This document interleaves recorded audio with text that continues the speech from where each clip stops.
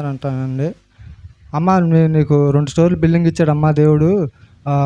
దేశం అంతా కరువు వచ్చింది కానీ నీ గృహంలో కరువు రాదమ్మా. దేవుని స్తుతించవా, ఆరాధించవని ఆత్మ తండ్రి గారు నా భార్యతో చెప్తున్నారండి. నేను తుళ్ళిపళ్ళు లేచానండి. ఆత్మ తండ్రి గారికి చెప్పానండి. ఇప్పుడేమో మరి పుట్టినరోజు కూడా ఏమి లేదు. మరి చేతిలో చూస్తున్నాం ధన సహాయం లేదు. ఎలాగని ప్రార్థన చేసుకున్నానండి. మరి దేవుడు చూపించాడు. ఆయన చెప్పేదాకా ఎందుకులే అని చెప్పేసి తండ్రి గారితో డేర్ పెట్టించానండి. యేసువారు నా పట్ల ఇది గొప్ప కార్యం చేశాడండి. లేకపోతే నవంబర్ నెలలో పెట్టించుకుందాం అనుకున్నాను సత్యానంద్ పుట్టినరోజుకి. అలాగే ఇంకో కార్యం ఏంటంటే పిల్లలిద్దరూ ఫస్ట్ ర్యాంకులో పాస్ అయితే నేను కూటం పెట్టుకుంటాను అనుకున్నానండి. అలాగే యేసువారు ఆత్మ తండ్రి ప్రార్థన వల్ల మా పిల్లలిద్దరూ కూడా ఫస్ట్ ర్యాంకులో పాస్ అయ్యారండి. అమ్మాయి కూడా మంచి కాలేజీ సిద్ధపరిచారండి.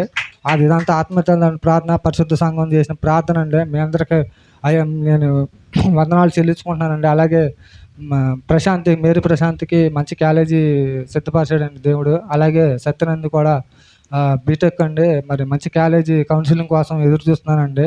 గవర్నమెంట్ కాలేజీ మంచి కాలేజీలో సీట్ రావాలని నేను ఆశపడుతున్నానండి. ఆ తండ్రి గారికి తల్లి గారికి చెప్పానండి. ఆ బిడ్డల గురించి ప్రార్థన చేయండి. ఇప్పుడు మామూలుగా వేరే కాలేజీలో అయితే లక్షలు అడుగుతున్నారండి. అంత కట్టుకునే స్తోమత నాకు లేదండి. తండ్రి గారు చెప్పినప్పుడు మంచి మార్కులు వచ్చినాయి అయ్యా, మంచి కాలేజీ ఇస్తాడు, దేవుడే ఇస్తాడు, ప్రార్థన చేద్దామని చెప్పని ధైర్యపరిచారండి నన్ను. అలాగే ఇంకో కార్యం ఏంటంటే గత వారంలో ఎండలో ఎంత తీవ్రంగా ఉందో నాకు చాలా భయం వేసిందండి. నా గృహంలో ఎంత వేడిగా ఉంటుందంటే మామూలుగా అసలు నేను నైట్ పడుకునేవాడిని కదండి. తెల్లారి గట్ట నిద్ర పట్టేదండి. అట్లాంటిది దేవుడి వల్ల ఈ వారం ఇది నాకు మాత్రం అద్భుత కార్యం అండి. ఆత్మ తండ్రిని చేసిన ప్రార్థన అసలు ఎంత గొప్ప వరం. 3 రోజులు బట్టి వర్షం చినుకు పడి చల్లబడిపోయిందండి. దేవుడి స్తోత్రం అండి. ఇదంతా ఆత్మ తండ్రిని చేసిన ప్రార్థన వల్లనండి. నాదంటే ఏమీ లేదండి. అలాగే యేసువారు ఇంకా నా పట్ల ఎన్నో అద్భుత కార్యాలు, ఆశ్చర్యకార్యాలు చేశారండి. దేవుడు ఏ దర్శనం చూపించినా కానీ దేవుడు నా పట్ల సిద్ధపరుస్తున్నాడండి.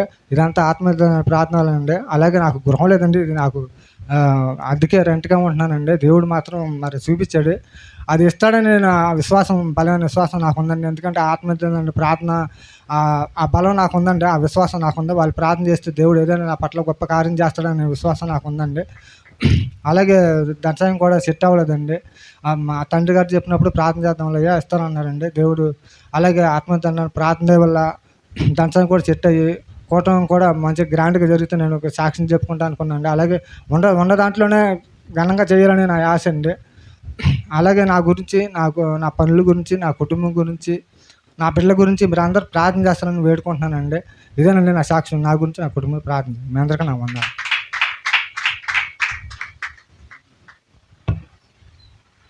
ఒకళ్ళు విశ్వాసులకు మీ అందరూ కూడా నా వందనాలండి. నేను చెప్పే సాక్ష్యం ఏంటంటే మరి నా భర్త గారు చెప్పినట్లుగానే మరి కూటం పెట్టుకోమని ప్రభువు చెప్పారంటండి. మరి అట్లాగా మరి డేట్ సిద్ధపరచుకున్నామండి. మరి ఈరోజు నీరేదిగా మరి యేసువారు కూటం సిద్ధపరిచారండి.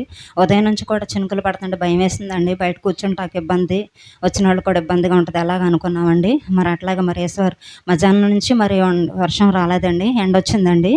మరి ఇప్పుడు తండ్రి గారు కూడా త్వరగానే వచ్చారండి. మరి చాలా సంతోషంగా ఉందండి. మరి ఇంకోటి ఏంటంటే మరి మా బిడ్డలకి మా భర్తగారు చెప్పినట్లుగానే మరి ఆ బిడ్డల విషయంలో చాలా భయం పడతానండి నేను. ఎందుకంటే మాకు నా భర్త గారికి కానీ నాకు కానీ ఎక్కువ చదువు లేదండి. నా బిడ్డలను మంచిగా చదివించుకోవాలి, వాళ్ళు మంచిగా ఉండాలి. ఎందుకంటే మాలో 4, 5, 6 అంతకంటే ఎక్కువగా చదివిన వాళ్ళు ఎవరు లేరండి. ఆ బిడ్డలు అయితే కొంచెం మంచిగా చదవాలి. నేను నా భర్త బాగా ఎండల్లో కష్టపడుతున్నాం. నా బిడ్డలు అలా కష్టపడకూడదు, ఎందుకంటే వాళ్ళు చేయలేరేమో అన్న బాధ ఉంటుందండి. నాకు ఎప్పుడైనా బలహీనత వస్తే నాకేమో వద్దనన్న భయం ఉండదండి. ఈ బిడ్డల పరిస్థితి ఏంటి అని ఆలోచిస్తూ ఉంటానండి. నా భర్త గారు అయితే అసలు ఎక్కువగా ఆలోచించడు, కానీ నేనైతే ఎప్పుడుగో విషయం 2-3 సంవత్సరాల విషయం గురించి ఇప్పుడే ఆలోచించుకుంటూ ఉంటానండి. దాని నుంచి తలనొప్పి బాగా బలహీనతలు కూడా వస్తూ ఉంటాయండి. అయితే మరి సత్యానంద విషయంలో కూడా అలాగే భయపడ్డానండి. మరి ఎలా చదువుతాడో ఏంటో. మరి 10th అయితే కరోనా పాస్ అనుకున్నాడండి. అయినా సరే 483 మార్కులతో మరి పాస్ అయ్యాడండి. మరి ఇంటర్మీడియట్లో ఎలా చదువుతాడో ఏంటో అనుకున్నానండి. ఫస్ట్ ఇయర్లో అయితే 470కి 426 వచ్చినాయండి. అరే మరి ఏమన్నా బెటర్మెంట్ రాయరానంటే నేను సెకండ్ ఇయర్లో చూసుకుంటానులే, నేను వెళ్ళను అన్నాడండి. దాని గురించి కూడా టెన్షన్ పడ్డానండి. 600, 700 వస్తాయిలా అనుకున్నానండి. కానీ 1000కి 915 మార్కులు ఇచ్చాడండి యేసువారు. ఆ బిడ్డ పట్ల గొప్ప కార్యం చేశాడండి.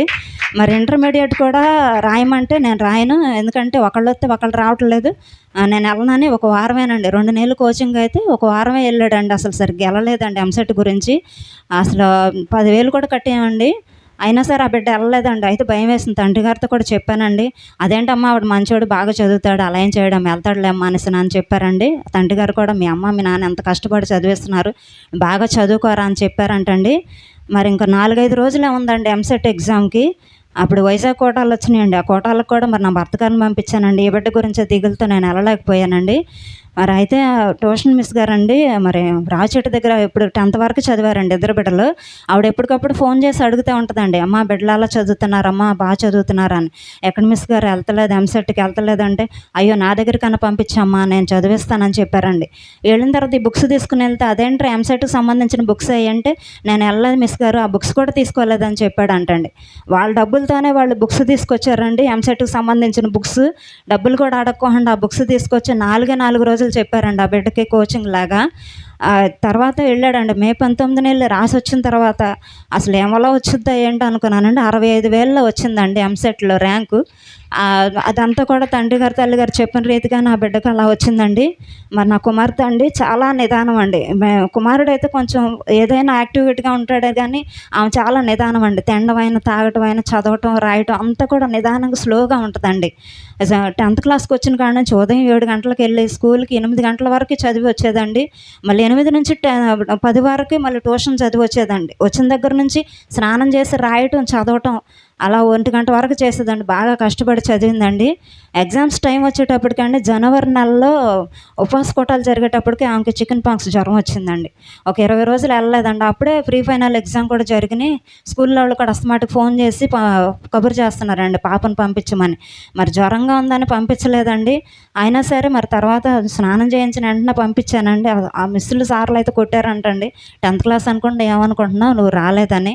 ఆయన తండ్రి గారు ప్రార్థన చేస్తూనే ఉన్నారండి. మరి ఎగ్జామ్స్ గురించి గంట ప్రార్థనలు చేయించారండి. బిడ్డలందరూ కూడా చేయించారు. సంఘం అంతా కూడా ప్రార్థన చేశారండి. మరి హాల్ టికెట్ తీసుకొచ్చిన తర్వాత తండ్రి గారితో, తల్లి గారితో కూడా ప్రార్థన చేయించుకుందండి పాప.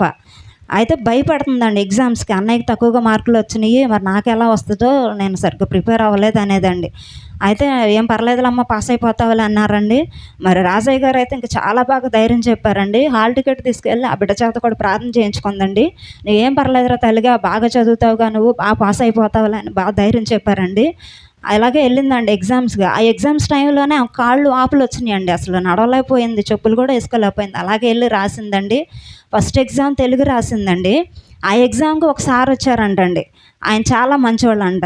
మళ్ళీ తర్వాత లాస్ట్ ఎగ్జామ్‌కి సోషల్ ఎగ్జామ్ అండి. అదంటేనే ఈ బిడ్డ చాలా భయపడిందండి. చాలా టఫ్, నేను దీంట్లో ఫెయిల్ అయిపోతాను. మా సోషల్ సార్ కూడా "నువ్వు ఫెయిల్ అవుతావు, నీకు ఏం మార్కులొస్తాయి" అనేసి నన్ను తిడతాడు ఎప్పుడు అని భయపడిందండి.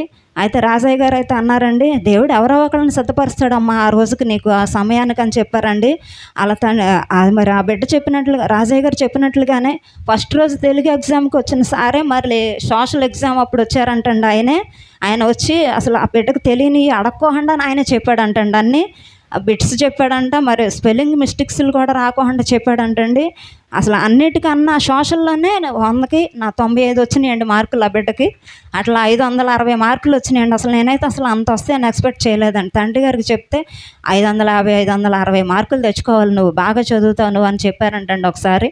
ఆ తండ్రి గారు చెప్పిన మాట ద్వారాగా నా బిడ్డకి అలా మార్కులు వచ్చినాయండి. ఈ రీతిగా మరి బిడ్డలిద్దరూ కూడా మంచి మరి ర్యాంకులతో పాస్ అయ్యారండి. మరి కాలేజీ కూడా ఆ బిడ్డకి మంచిగానే తక్కువ ఫీజుతోనే వచ్చిందండి. మరి ఆ బిడ్డ మరి వెళ్తుందండి. ఇంటర్‌లో కూడా మంచి మార్కులు తెచ్చుకోవాలని ఆ బిడ్డ కోసం ప్రార్థన చేయండి. మన కుమారుడికి కూడా మరి బీటెక్ 4 సంవత్సరాలు చదవాలండి. మరి వాటి గురించి కూడా మంచి కాలేజీ రావాలని ఆ బిడ్డ కోసం కూడా ప్రార్థన చేయండి. మరి నా భర్త గారి పనుల గురించి కూడా ప్రార్థన చేయండి మరి. నాకైతే మరి ఈ మధ్యలో హెల్త్ బాగాలేదండి. ఒక నెల నుంచి మరి హాస్పిటల్‌కి వెళ్ళానండి. వెళ్తే "ఇంక బ్లడ్ తక్కువగా ఉందమ్మా, 6 ఉందమ్మా నీకు, అందుకే నీరసంగా ఉంటుంది. మంచిగా మందులు వాడాలమ్మా" అని చెప్పారండి.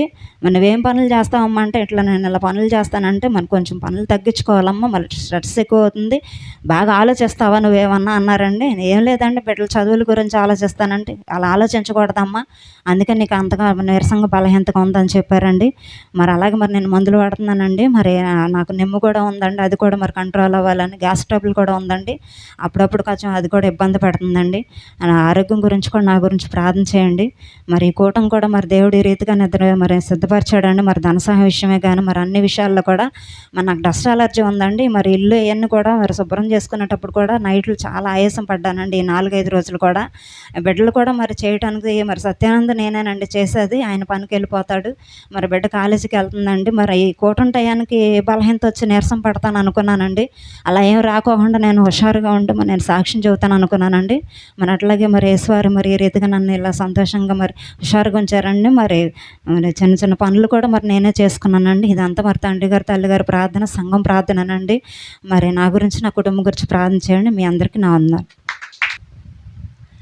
అయ్యగారికి, అమ్మగారికి, సేవకులకి, విశ్వాసులకి ఇక్కడ ఉన్న మీ అందరికీ నా వందనాలండి. నేను చెప్పే సాక్ష్యం ఏంటంటే, ఈ కూటమి పెట్టించుకోవడానికి కారణం ఏంటంటే 2 ఇయర్స్ నుంచి ఈ కూటమి పెట్టట్లేదండి. దాని ద్వారా ఇంట్లో సమృద్ధి సరిగ్గా ఉండట్లేదు. కొంచెం పనులు ఇలాగ ఇబ్బంది అవుతున్నాయండి. అయితే మొన్న డ్యాడీకి దర్శనం వచ్చిందండి. ఇలాగా మాట్లాడుతున్నారు కూటమి పెట్టించమని. "నువ్వు పెట్టించట్లేదు కూటమి, మరి నీకు సమృద్ధి ఎలా వచ్చిద్దిలే" ఇలాగా అన్నారంటండి. అయ్యగారితో చెప్తే, "నేను కూటమి పెట్టలేదే, నువ్వు 2 సంవత్సరాల నుంచి, మరి కూటమి పెట్టించుకో, మరి దేవుడు చూపిస్తున్నాడు" అని అన్నారండి. మరి కూటమి పెట్టించారండి డేటు. ఫస్ట్ డేట్‌కి పెట్టించారండి. తర్వాత క్యాన్సిల్ అయింది. తర్వాత అప్పుడు మమ్మీకి బాగా సీరియస్ అయిపోయిందండి. కొంచెం హెల్త్ బాగాక మమ్మీకి కొంచెం ఆయాసం అండి.